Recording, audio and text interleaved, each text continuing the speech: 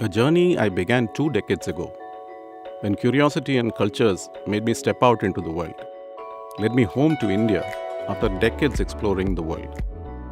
In a millennium where everyone speaks of the future, joy has come to me at home. I find that our joy lies in ancient knowledge. A 5,000-year-old knowledge lives on in all those who still practice the timeless way. Joy and serenity are the gifts I continue to receive from this ancient culture I was born into. Bringing true joy to those who seek it too is the next stage of my journey.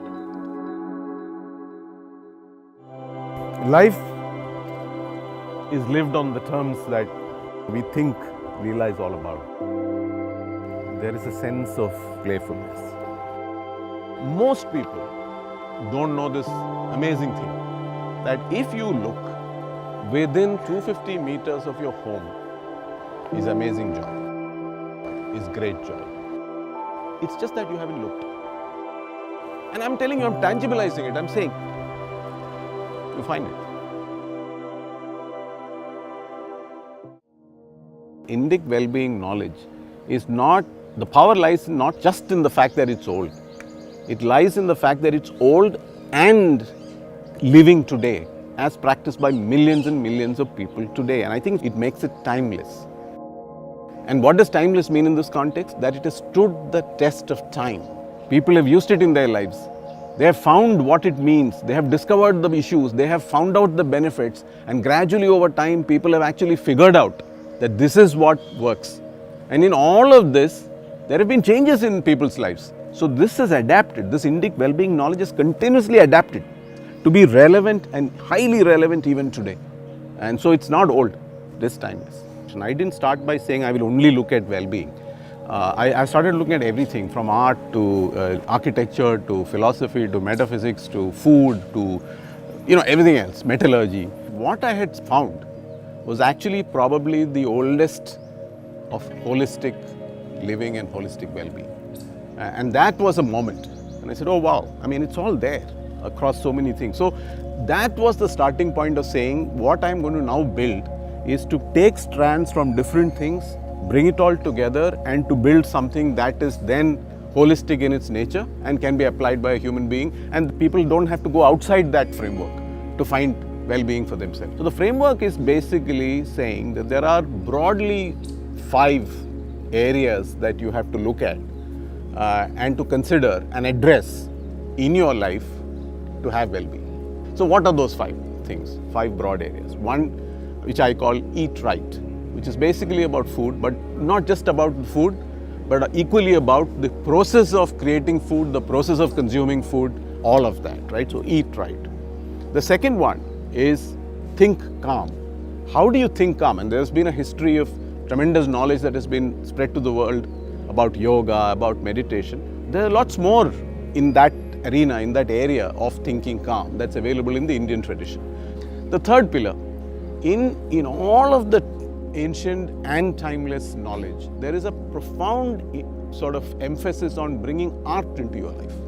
In fact, in ancient India, there was a question of 64 arts, and that was considered one of the characteristics of a person of refinement, was to know some of those 64 arts. And if you knew all of the 64 arts, as Arjuna is supposed to have known, then you are the epitome of refinement. The fourth one, the ancient Indians, and to a large extent India even today, considers ourselves as human beings to be very much a part of nature. Not something to go and dominate nature or to be separate from nature, but a part of nature. So I call that live on land. How do you bring nature into life? And the fifth one, I use the term smile. And actually I mean smile. But within that there are actually 2 or 3, I think, very important aspects for us to look at. One is personal care. How do you look after yourself? How do you look good? External beauty is important. It's not that the ancient Indians said it's all internal. No, there was an emphasis on external appearance and how you came across and fitness and things like that. So that's one aspect which is important. Second is intimacy. I think there has been a significant, people are aware of Kama Sutra and the Kama Shastras and all that. Tremendous structured knowledge over many thousands of years built around the ideas of intimacy and how to get a lot in daily life out of intimacy. And the third aspect within Smile is spirituality. How do you bring spirituality into your life? So this combination of things provides you a holistic framework, a framework of all the things that you need to potentially consider to bring into your life. And what's the other interesting aspect of this framework is, not only are these the things, but what the ancient Indians said was that what you should pursue is what is most natural to you. In effect, what they're saying is what you like. What is our role as Leela Life in delivering that to the world? We are adding being the bridge. What I am is being the bridge. What do I mean by being the bridge? There's a lot of knowledge sitting in India that is available if you know how to look for it, where to look for it, and how to sift through it. But how do we find the right knowledge, the authentic knowledge? And that's a question that occupied me right from the beginning. Because as you explore this, you realize that not all knowledge that you see is equal. Some of it is profound but not practical. Some of it is not at all practical, is probably not even profound, is probably not worth spending time on. And then there is this whole world in the middle, which is both comes from a place of depth of knowledge, but also has the ability to transfer that to practical, daily stuff. So you have to be able to take out these two extremes and find that middle. This is the contours of authenticity that we are looking for in Leela. And it is this contours of authenticity that I apply every time I look at something. So it's not a judgment, it is actually an application of knowledge that I've built over time, saying that knowledge is the knowledge of saying how can you judge, how can you see authenticity in what you're exploring. I've traveled the length and breadth of this country for many years, and then after a point, the culture, the nature, the nuances is second nature to you. So you have it, and then you can find it, and you can say, yeah, this fits, this doesn't fit. So that's the curation model that I apply, and increasingly I'm able to see how to convert that into a very structured method of actually doing that curation, and we can actually take a much more robust thing to the world.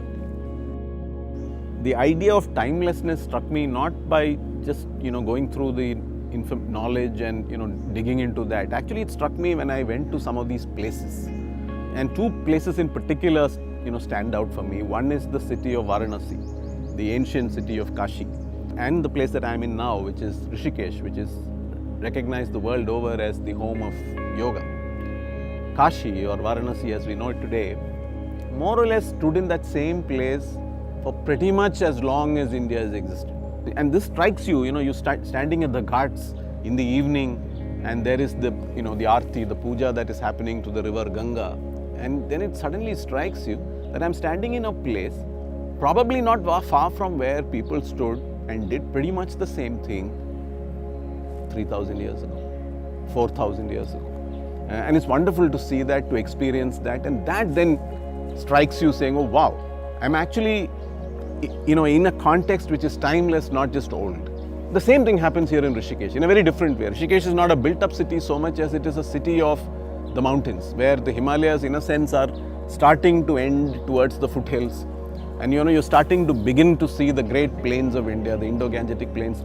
It's an incredible place where the rishis came, the sages of the old came, and was the path through which they went to the highest of the Himalayas. So a lot of the experiential knowledge they gained by going deep inwards and studying themselves happened here. It is truly a place of antiquity that is actually a little bit beyond of normal imagination. But that is again timeless, because all across the world today, there are people who get up in the morning and go out and do things that were found out by the sages 5,000 years ago, starting from here. Timeless. There is a question that arises, whether it's a new thing in terms of going down a new path of well-being or setting out on creating a movement or whatever. A question often that we face is, which way should I go? I remember the character from Alice in Wonderland, the Cheshire Cat. Alice comes upon a crossroads, right? And she doesn't know which way to go. Should I go this way? Should I go this way? And she asks Cheshire Cat, who's sitting upon a tree, which way should I go? I haven't found a better answer to that question. Depends on where you want to get to. So there is a journey of discovering that as well. where do I want to get to? And once you go on that journey of asking yourself, where do I want to get to? You will find what is it that I want to do. And you will know how to discover ancient Indic well-being.